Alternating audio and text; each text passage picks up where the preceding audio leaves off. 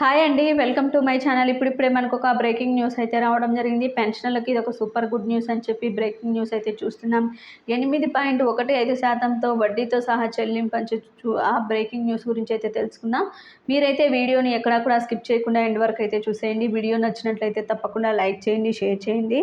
ఇక fund EPF అనేది ఉద్యోగుల రిటైర్మెంట్ స్కీమ్ అండి. చాలామంది ఉద్యోగులు తమ జీవిత కాలంలో మొత్తాన్ని కూడా ఇందులో దాచుకుంటారు. కంపెనీల యాజమాన్యాలు కూడా ఉద్యోగుల తరపున కొంత అమౌంట్ అయితే జమ చేస్తాయి.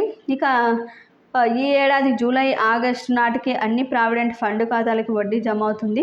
ఈ నేపథ్యంలోని ఈపీఎఫ్ ఖాతాలో వడ్డీ రేటుని ఎలా చెక్ చేసుకోవాలని తెలుసుకోవాలి. ఇక మీ పిఎఫ్ ఖాతాలో 1 లక్ష, 3 లక్షలు, 5 లక్షల డిపాజిట్లు ఉంటే ఎంత రాబడి వస్తుందో కూడా తెలుసుకోవచ్చండి. మొత్తానికి ఈపీఎఫ్ వడ్డీ రేటు 8.15% ఉంది. అంటే ప్రస్తుత సంవత్సరానికి ఈపీఎఫ్ ఖాతాదారులకి వారి ఖాతాలపై ఎక్కువ వడ్డీ అయితే వస్తుంది.